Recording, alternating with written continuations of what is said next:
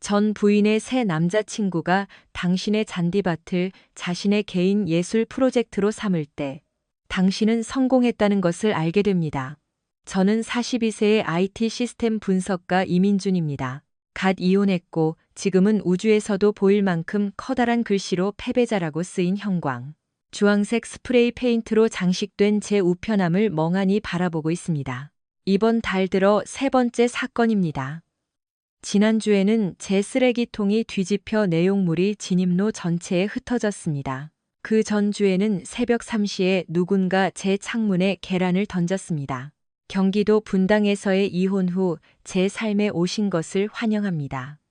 최서연과의 이혼은 6개월 전에 공식적으로 마무리되었습니다. 그녀가 지루한 IT 남편보다 헬스 트레이너 강지훈이 더 흥미롭다고 결정하면서 20년의 결혼 생활은 끝이 났습니다.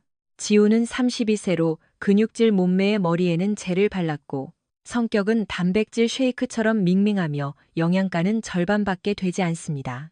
아침 7시 저는 목욕 가운을 입고 커피 한 잔을 손에 든 채 현관에 서서 우편함 상황을 생각하고 있는데 이웃집 박 아주머니가 울타리 너머로 나타났습니다. 어머, 민준 씨, 또 이런 일이. 그녀는 동정심과 수십 년 동안 교회 이웃들이 완벽하게 연마해온 특유의 가십에 대한 갈망이 뒤섞인 목소리로 말했습니다. 좋은 아침입니다, 아주머니. 있잖아요. 어제 카페에서 서연 씨가 하는 말을 들었어요. 그 못된 친구들. 유진이랑 수민이랑 같이 있더라고요. 뭔가에 대해 웃고 있었어요. 저는 아무 말도 하고 싶지 않았지만 물론 그녀는 말하고 싶어 했습니다. 박 아주머니는 이런 일을 아주 좋아했죠. 무슨 얘기를 하던가요? 아, 유진이가 당신이 침대에서나 인생에서나 그를 따라갈 수 없다는 식의 말을 하더군요. 저는 그냥 들은 대로 전하는 것뿐이에요. 알죠? 저는 한마디도 믿지 않아요. 저는 커피를 길게 한 모금 마셨습니다.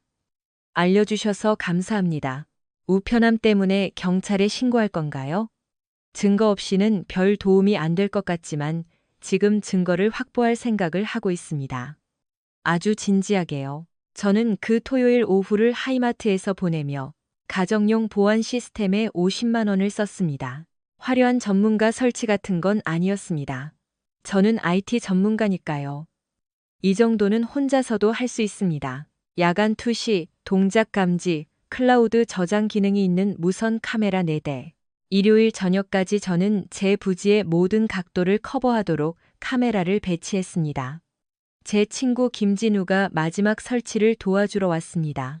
진우도 저와 같은 회사에서 일하는 IT 분야 종사자이며 케이블 TV 요금을 내지 않아 인터넷이 고장났다고 생각하는 사용자들을 수년간 상대하며 얻은 똑같은 냉소적인 유머 감각을 가지고 있습니다. 그래서 진짜로 편집증적인 교회 아저씨가 되기로 한 거야? 진우가 카메라 중 하나를 조정하며 물었습니다. 나는 신중하다고 생각하는데. 야, 너 지금 웬만한 GS25. 편의점보다 감시 카메라가 더 많아. 뭘 기대하는 거야? 대규모 침공이라도. 내 재산을 파손하는 놈을 잡으려고. 진우가 씩 웃었습니다. 그 헬스 중독자 놈이라고 생각해? 지훈이? 확실해. 이상한 시간에 계속 차를 몰고 집 주변을 지나가. 걔 트럭을 봤어. 서연이는? 이혼하면서 원하는 집은 얻었잖아. 안 그래? 그건 민감한 문제였습니다.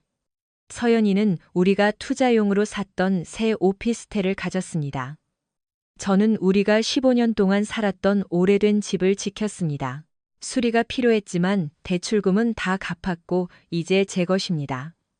법적으로 이혼 합의는 꽤 공평했습니다. 서연이는 인사팀장으로 꽤 괜찮은 돈을 법니다. 우리는 자산을 공평하게 나눴습니다. 어느 쪽에도 위자료는 없었지만 공평하다고 해서 우호적이라는 뜻은 아니었습니다. 걔는 원하는 걸 얻었어. 제가 말했습니다. 하지만 분명히 그 원하는 것에는 나를 비참하게 만드는 것도 포함되어 있었지. 그게 바로 현대 이혼의 정신이지. 카메라는 48시간도 안 되어 그 가치를 증명했습니다. 화요일 새벽 2시 15분, 제 휴대폰이 동작 감지 알림으로 진동했습니다. 저는 앱을 열어 어두운 후드티를 입은 형체가 제 우편함으로 다가가는 것을 실시간으로 지켜봤습니다. 야간 투시 기능은 그를 선명하게 보여주었습니다. 강지훈 후드를 썼어도 틀림없었습니다. 그의 팔에 있는 특유의 트라이벌 문신이 적외선 빛을 받아 반짝였습니다. 하지만 여기가 흥미로운 부분입니다. 길가에는 헤드라이트를 끈 채 시동이 걸려 있는 차가 있었습니다. 카메라 각도가 완벽했습니다. 앞 유리를 통해 똑똑히 볼 수 있었습니다. 운전석에는 서연이가 앉아 있었습니다. 그녀는 그가 뭘 하는지 그냥 아는 정도가 아니었습니다. 그녀가 바로 도주 차량 운전자였습니다. 저는 지훈이 스프레이 캔을 흔들어 어제의 패배자 글씨 아래에 한심한 놈이라고 덧붙이는 것을 지켜보았습니다. 그러고 나서 그는 확실히 하려는 듯 우편함 기둥을 걷어찼고 기둥이 거의 부러질 뻔했습니다. 서연이는 차 안에서 킥킥거렸습니다. 그녀의 어깨가 들썩이는 것이 보였습니다. 저는 밖으로 나가지 않았습니다. 그들과 맞서지 않았습니다. 저는 비디오를 3개의 다른 폴더에 저장하고 다시 잠자리에 들었습니다. 다음 날 아침, 저는 진우에게 전화했습니다. 둘 다 찍혔어. 대나처럼 선명하게. 그래서 경찰에 신고할 거야? 기물 파손으로 가벼운 처벌만 받겠지. 지훈은 벌금을 내고 서연이는 그의 계획에 대해 아무것도 몰랐다고 발뺌할 거야. 아니, 난 그 이상을 원해. 좋아, 듣고 있어. 나는 그들을 망신시키고 싶어. 이 동네 모든 사람. 서연이 회사 모든 사람. 지훈이 헬스장 모든 사람이 그들이 정확히 어떤 종류의 인간인지 알게 하고 싶어. 진우는 잠시 침묵했습니다. 어두운 길로 들어서는구나. 존중해. 계획이 뭐야? 저는 다음 한 주를 정찰에 보냈습니다. 모든 것을 기록했습니다. 3건의 기물 파손이 더 있었고 모두 카메라에 잡혔습니다. 지우는 마트 주차장에서 제 타이어를 찢었습니다. 서연이는 동네 카페에서 소문을 퍼뜨렸습니다. 박 아주머니가 명백한 즐거움과 함께 제게 보고했습니다. 그러고 나서 저는 반격을 시작했습니다. 1단계는 간단했습니다. 공개적인 망신 주기. 저는 지훈이 제 우편함을 파손하는 가장 선명한 영상을 찍어 경쾌한 음악을 곁들인 편집 비디오를 만들었습니다. 저는 그것을 우리 아파트 단지 네이버 카페에 올렸습니다. 다른 분들도 이런 기물 파손을 겪고 계신가요? 드디어 범인을 잡았습니다. 비슷한 문제를 겪고 계시다면 공유해 주세요. 반응은 즉각적이고 폭발적이었습니다. 첫 1시간 만에 댓글이 47개나 달렸습니다. 알고 보니 우리 동네 다른 사람들도 의문의 재산 피해를 입었던 것입니다. 패터슨 씨 댁의 정원 장식물이 깨졌습니다. 존슨 씨 댁의 차에 흠집이 났습니다. 모두들 장난기 많은 10대들의 소행이라고 생각했습니다. 이제 그들은 그것이 32세의 헬스장 회원권을 가진 분노 조절 장애가 있는 남자라는 것을 알게 되었습니다. 비디오는 지역 사회 내에서 널리 공유되었고 그 다음에는 지역 범죄 감시 페이지로 퍼져나갔습니다. 24시간 만에 조회수 3영회를 기록했습니다. 지훈의 헬스장인 파워짐은 약 50개의 댓글에서 언급되었습니다. 2단계는 좀 더 창의력이 필요했습니다. 저는 컴퓨터로 전단지를 디자인했습니다. 강지훈 개인 트레이너, 무료 상담, 전문 분야, 기물 파손, 재산 피해, 심야 유산소 운동 세션, 다수의 경찰 신고, 파워짐으로 문의하세요. 저는 50장을 인쇄하여 헬스장 주변 동네의 전봇대에 붙였습니다. 저는 또한 파워짐에 대한 가짜 구글 리뷰를 작성했는데 법적인 문제를 피하기 위해 신중하게 문구를 골랐습니다. 별 하나. 귀사의 트레이너 중 한 명이 저희 동네에서 재산을 파손하는 장면이 카메라에 포착되었습니다. 비디오 증거도 있습니다. 근육을 키우는 것보다 인성을 키우는데 더 집중해야 할 것 같네요. 물론 지우는 보복했습니다. 그는 제 에어컨 통풍구에 단백질 파우더 한 통을 쏟아부었습니다. 제 집에서는 3일 동안 인공 바닐라 냄새가 진동했습니다. 그는 제 타이어 2개를 더 찢었지만 카메라가 없는 곳에서 하는 영리함을 보였습니다. 저는 경찰에 신고했습니다. 김 형사님, 50대쯤 되어 보이는 피곤한 인상의 여성이 제 진술을 받고 비디오를 검토했습니다. 이 선생님, 전 부인의 남자친구와 문제가 있으시군요. 그렇게 말할 수도 있겠네요. 이 비디오들을 온라인에 게시하고 그의 직장 주변에 전단지를 붙이신 것도 봤습니다. 그게 불법인가요? 아니요. 하지만 상황에 도움이 되지는 않죠.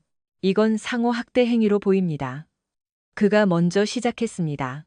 김 형사님은 마치 유치원생들에게서 똑같은 주장을 들었다는 듯한 표정으로 저를 쳐다보았습니다.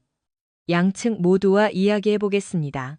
소셜미디어 캠페인을 중단하고 저희가 공식적으로 이 문제를 처리하도록 맡기시는 것이 좋겠습니다.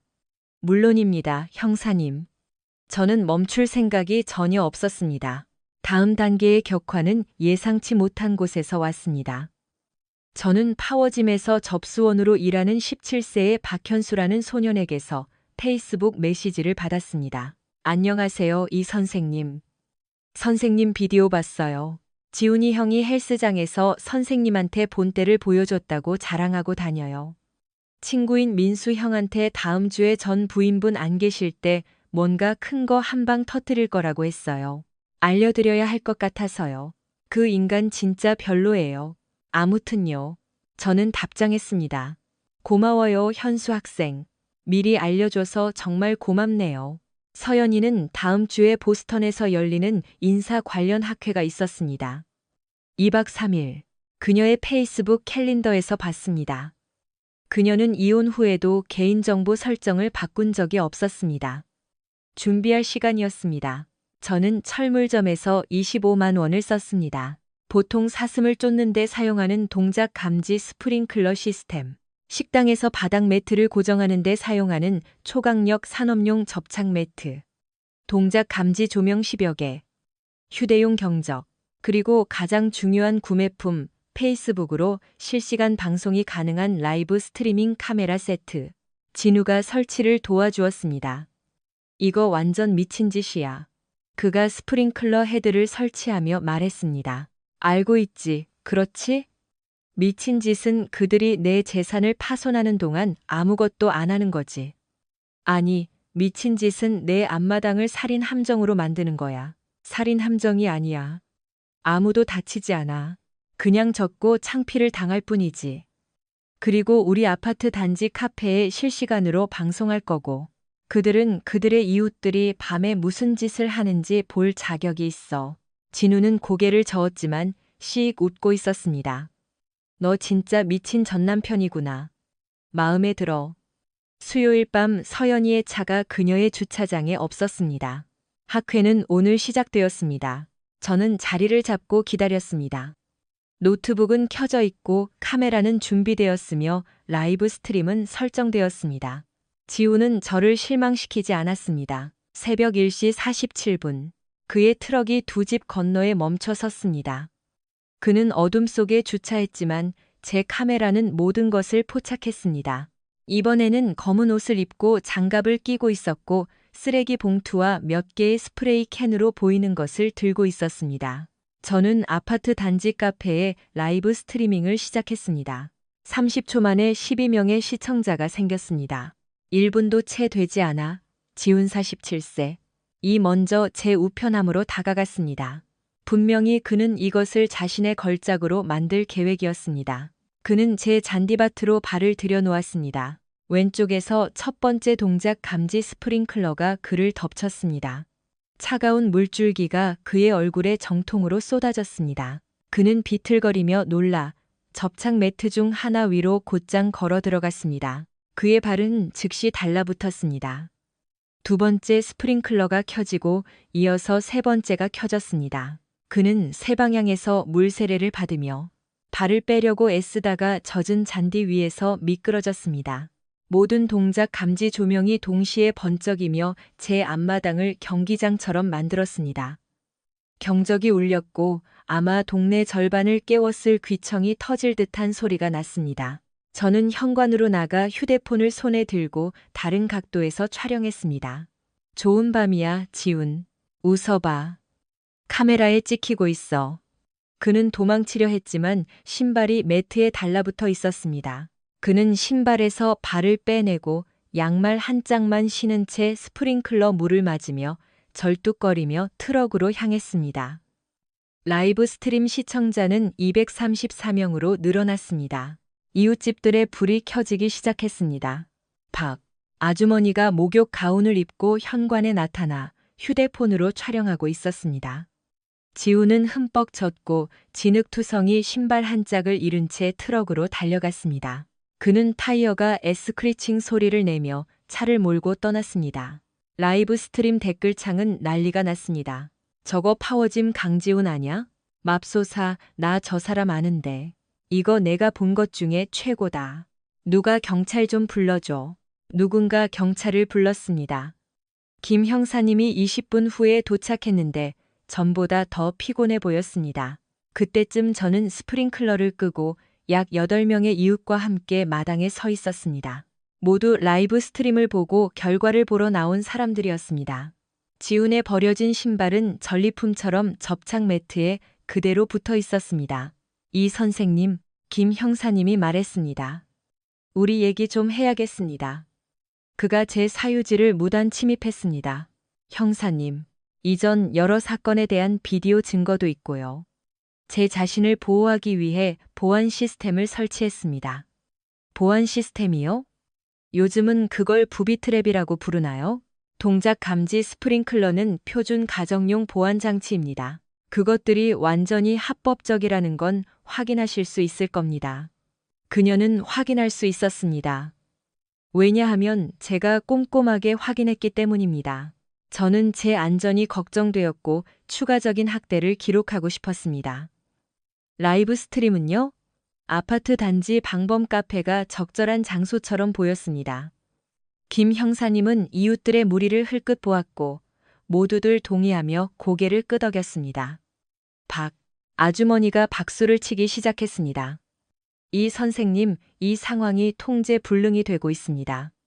전적으로 동의합니다. 그래서 형사님께서 지훈의 계속되는 기물 파손과 무단 침입에 대해 이야기해 주시기를 바랍니다. 그녀가 대답하기도 전에 다른 차가 멈춰섰습니다. 서연이의 차였습니다. 지훈이 전화했을 때 보스턴에서 급히 달려온 것이 틀림없었습니다. 서연이는 하이힐과 정장 차림으로 제 잔디밭을 가로질러 돌진했습니다. 완벽한 화장, 완벽한 머리. 하지만 분노가 모든 모공에서 뿜어져 나왔습니다. 이 미친놈아. 이웃 중 한 명이 소리쳤습니다.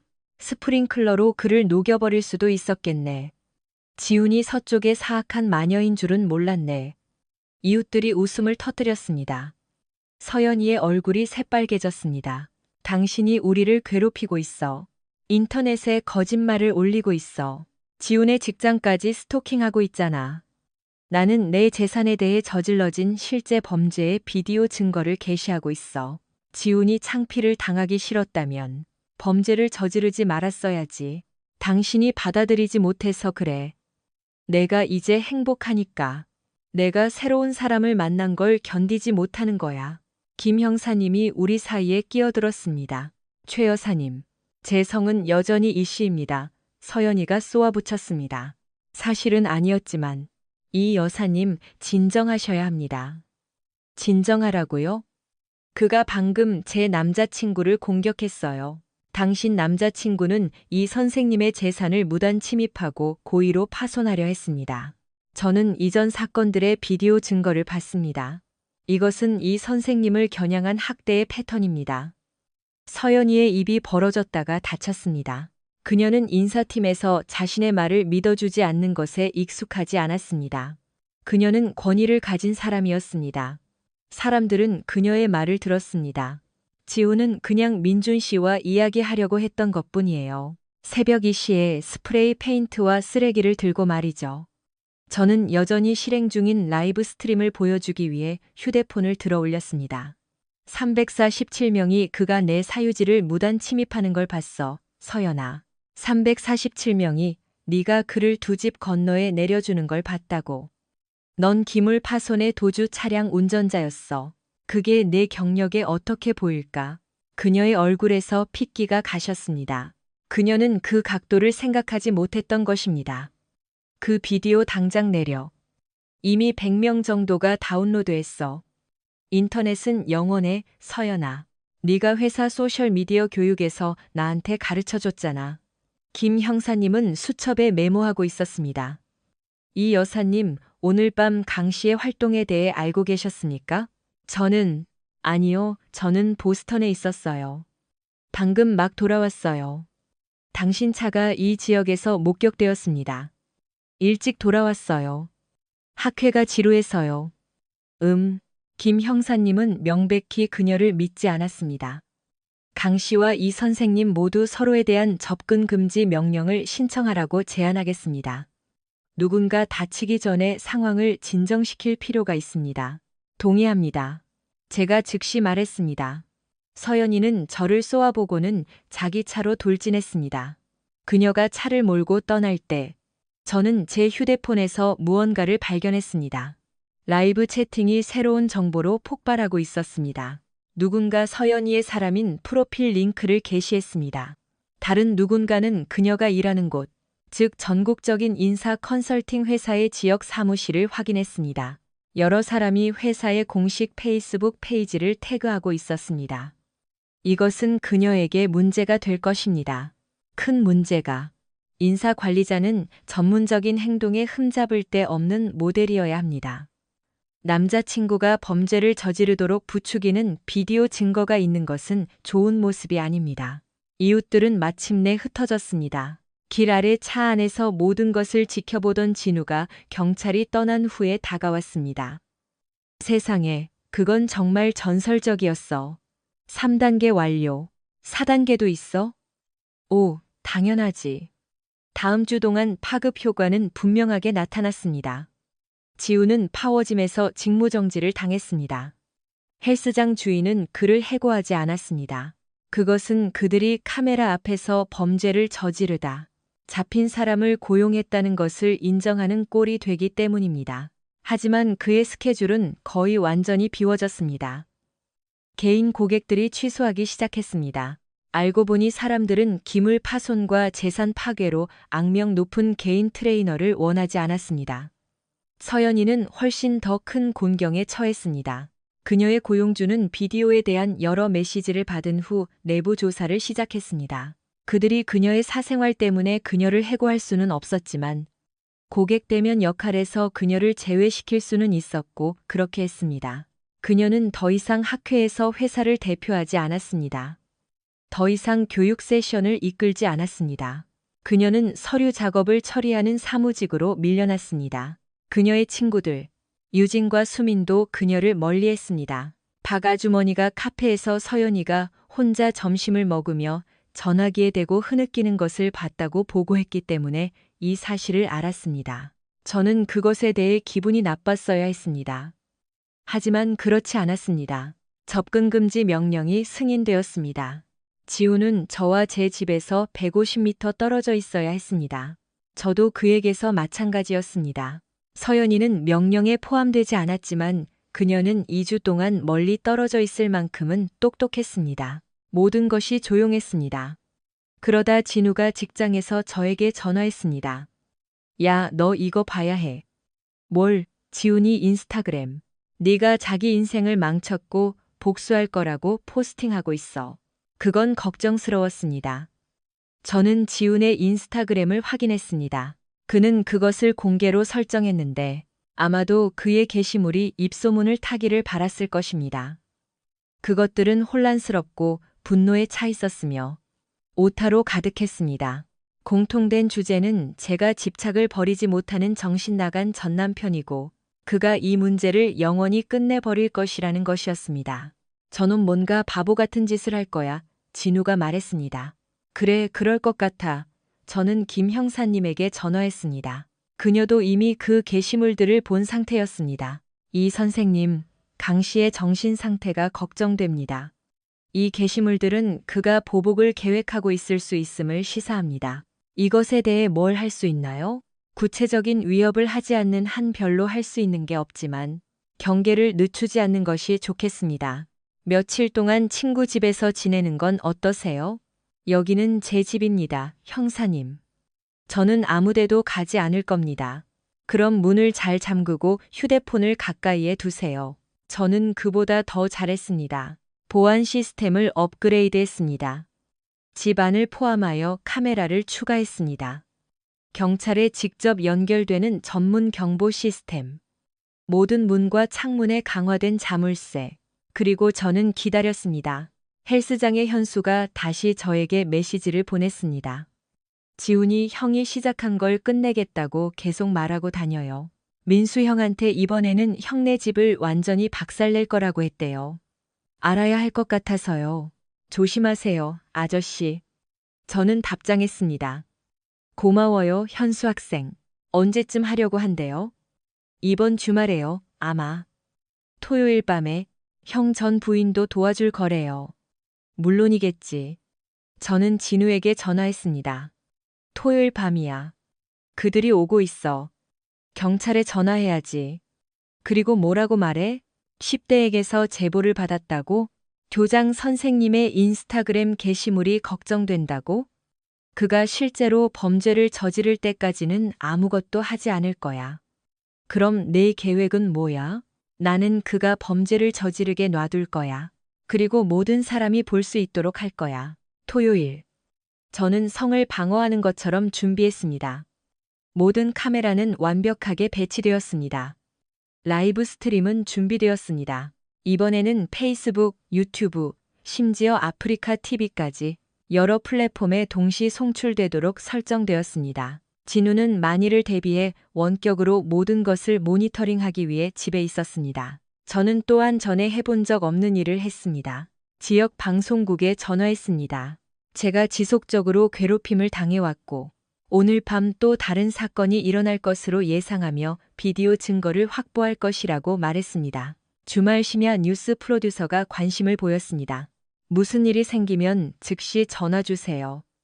20분 안에 팀을 보낼 수 있습니다. 저는 거실에 있었습니다. 불은 끄고 노트북은 켜고 카메라를 모니터링했습니다. 12시 43분 지훈의 트럭이 나타났지만 이번에는 혼자가 아니었습니다. 서연이의 차가 바로 뒤따랐습니다. 그리고 세 번째 차, 낡은 세단이 있었습니다. 저는 알아보지 못했습니다. 이것은 단지 지훈만이 아니었습니다. 그는 친구들을 데려왔습니다. 차에서 4명이 내렸습니다. 지훈, 서연, 지훈의 헬스 친구 민수, 그리고 수민. 분명히 그녀는 서연이의 환심을 다시 샀습니다. 그들은 도구를 들고 있었습니다. 스프레이 페인트는 물론이고 야구 방망이, 무언가로 가득 찬 쓰레기 봉투, 그리고 쇠지렛대로 보이는 것도 있었습니다. 이것은 단순한 기물 파손이 아니었습니다. 그들은 침입을 계획하고 있었습니다. 저는 먼저 112에 전화했습니다. 4명이 제 집에 침입하려고 합니다. 비디오 증거가 있습니다. 그들은 지금 제 마당에 있습니다. 상황실 직원은 경찰이 출동 중임을 확인했습니다. 그러고 나서 저는 세 플랫폼 모두에 동시에 라이브 스트리밍을 시작했습니다. 그리고 방송국에 전화했습니다. 이민준입니다. 제가 전화했던 괴롭힘 사건에 대해서요. 지금 일어나고 있습니다.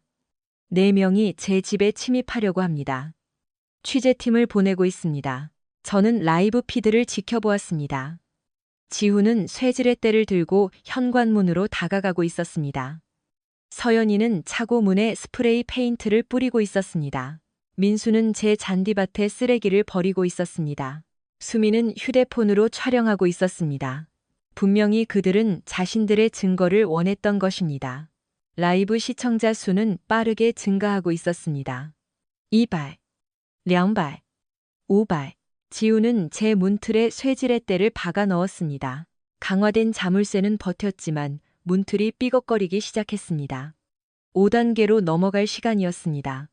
저는 집에 카메라만 설치한 것이 아니었습니다. 각 방에는 숨겨진 블루투스 스피커가 있었습니다. 노트북에서 한 번의 클릭으로 저는 그것들을 모두 동시에 활성화했습니다. 제가 준비한 오디오가 집과 마당 전체의 최대 볼륨으로 재생되기 시작했습니다. 그것은 여러 녹음에서 따온 서연이의 목소리를 편집한 것이었습니다. 그녀가 기물 파손에 대해 웃는 소리, 그녀가 유진에게 민주는 모든 것을 당해도 싸다고 말하는 소리. 그녀가 지훈에게 이번에는 그의 집을 완전히 박살내버려 라고 말하는 소리. 저는 여러 출처에서 이 클립들을 모았습니다. 일부는 사람들이 저에게 보낸 비디오에서, 일부는 박 아주머니가 카페에서 서연이의 대화를 녹음한 것에서 나왔습니다. 모든 것은 제 방어를 위해 사용하기에 완벽하게 합법적이었습니다. 오디오가 동네에 울려 퍼졌습니다. 지훈은 얼어붙었습니다.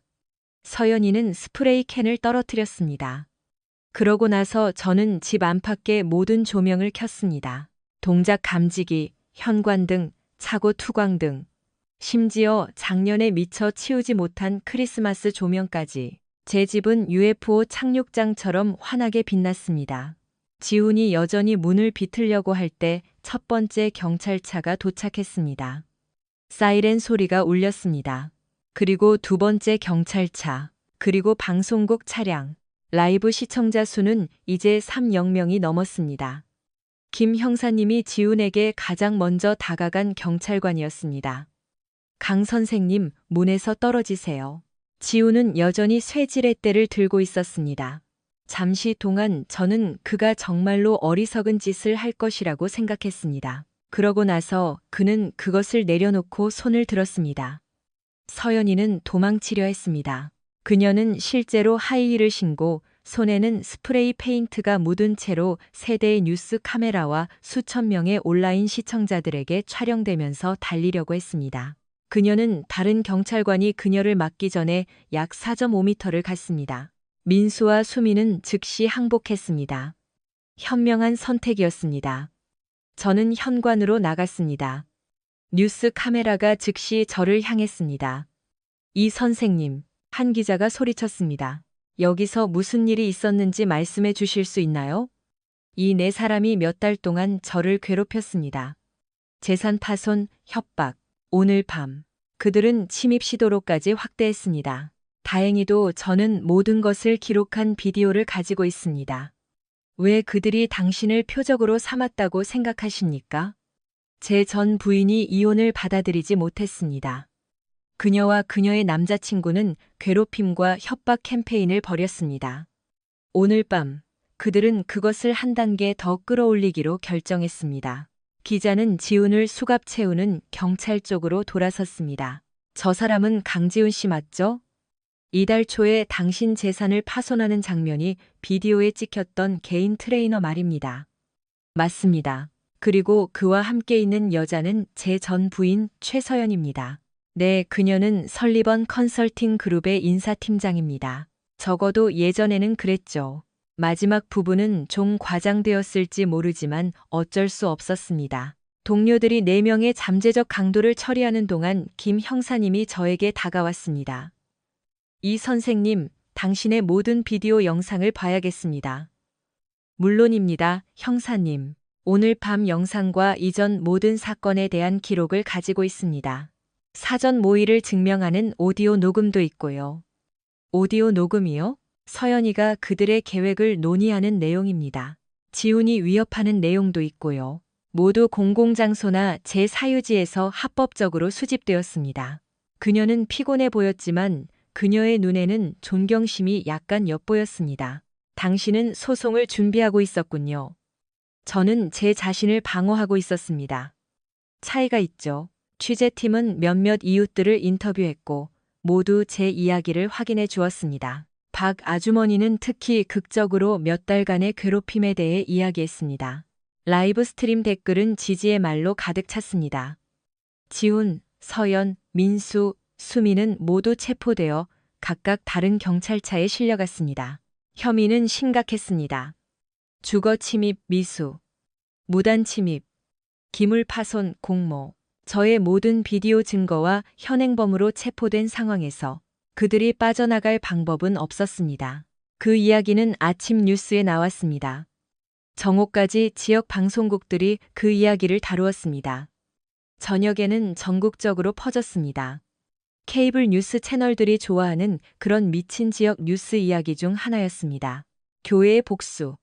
몇 달간의 괴롭힘 끝에 전 부인과 그녀의 남자친구를 이긴 남자. 영상 클립들은 입소문을 탔습니다. 서연이의 녹음된 목소리가 배경에서 울리는 동안 지훈이 제 문을 부수려고 하는 장면. 서연이가 하이힐을 신고 경찰로부터 도망치려는 장면. 전체 사건은 웃기기에는 너무 터무니없었지만 뉴스가 되기에는 충분히 심각했습니다. 설리번 컨설팅 그룹은 월요일 아침에 서연이를 해고했습니다. 그들은 그녀의 행동이 회사의 가치와 양립할 수 없다는 내용의 보도 자료를 발표했습니다. 그녀의 사람인 프로필은 사라졌습니다. 파워짐은 지훈을 해고했습니다. 그들도 모든 혐의를 심각하게 받아들이고 지역 사회의 안전을 위해 헌신하겠다는 내용의 보도 자료를 발표했습니다. 민수도 직장을 잃었습니다. 그는 은행에서 일했는데 은행은 범죄 기록이 있는 직원을 좋아하지 않습니다. 사건에 휘말린 것처럼 보였던 수민은 검찰에 협조한 후 집행유예를 선고받았습니다. 진정한 결과는 법정에서 나왔습니다. 지훈과 서연은 모두 중범죄 혐의에 직면했습니다. 실패한 침입 시도에 대한 비디오 증거와 몇 달간의 이전 괴롭힘에 대한 저의 기록 덕분에 검찰은 쉬운 사건을 맡았습니다. 지훈은 유죄 협상에 동의했습니다. 구치소에서 1년, 보호관찰 3년, 모든 손해에 대한 배상, 그리고 영구적인 접근 금지 명령. 그의 변호사는 그가 감정적으로 괴로운 상태에 있었고 제가 소셜미디어 게시물로 그를 도발했다고 주장했습니다. 판사는 동정심을 보이지 않았습니다. 강 씨, 당신은 다른 사람의 집에 침입하려다 카메라에 잡혔습니다. 이 선생님의 소셜미디어 활동에 대한 당신의 감정은 무관합니다. 당신은 몇 달 동안 여러 범죄를 저질렀습니다. 검사가 이 협상을 제안한 것이 다행인 줄 아세요. 지훈은 협상을 받아들였습니다. 서연이의 심리는 더 흥미로웠습니다. 그녀의 변호사는 그녀가 단지 현장에 있었을 뿐 실제로 침입에 가담하지는 않았다고 주장하려 했습니다. 그러자 검사는 그녀가 기물 파손을 계획하고 지훈을 격려하며 저의 불행을 비웃는 오디오 녹음을 틀었습니다. 판사는 60대의 여성으로 모든 변명을 다 들어본 듯한 표정이었습니다. 최 여사, 당신은 인사 전문가입니다. 당신은 대부분의 사람들보다 적절한 행동에 대해 더 잘 알고 있습니다. 당신은 전문적인 기준을 이해하면서도 전 남편에 대한 몇 달간의 괴롭힘 캠페인에 참여하기로 선택했고, 이는 실패한 침입 시도로 절정에 달했습니다. 법원은 당신의 전문적인 배경을 고려할 때 당신의 행동이 특히 악랄하다고 판단합니다. 서연이는 징역 6개월, 보호관찰 2년, 손해배상, 그리고 접근금지 명령을 선고받았습니다. 그녀의 변호사는 항소하려 했습니다. 항소는 기각되었습니다. 하지만 제가 예상하지 못했던 최고의 일은 제 이혼 전문 변호사에게서 나왔습니다. 그녀는 체포가 있은 지 3주 후에 저에게 전화했습니다.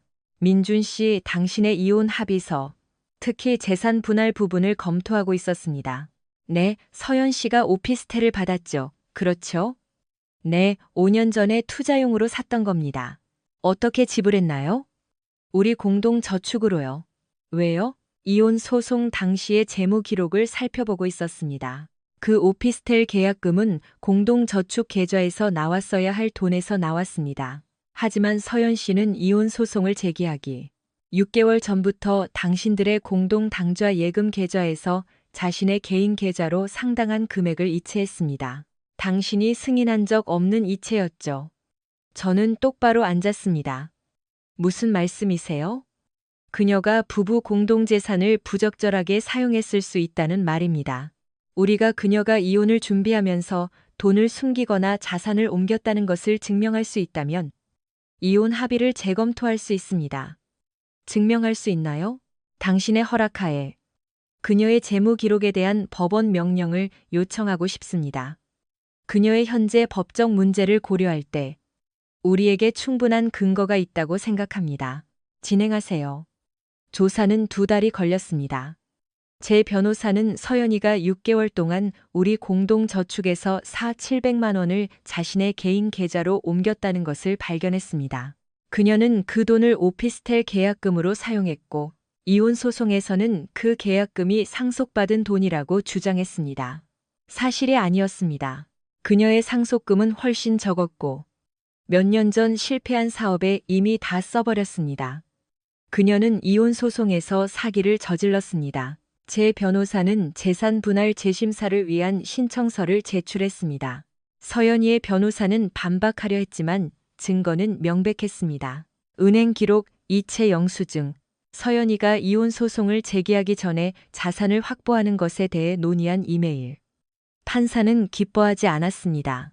최 여사, 당신은 이혼 절차 중에 고의로 재정 상황을 허위로 진술했습니다. 당신은 부부 공동재산을 숨기고 개인적인 이익을 위해 사용했습니다. 이 법원은 그러한 기만적인 행위를 매우 심각하게 받아들입니다. 추정된 합의는 서연이에게 매우 불리했습니다. 그녀는 오피스텔을 팔고 수익금을 저와 나눠야 했고, 이는 제가 4,700만 원과 자산 가치 상승분의 절반을 돌려받는다는 것을 의미했습니다.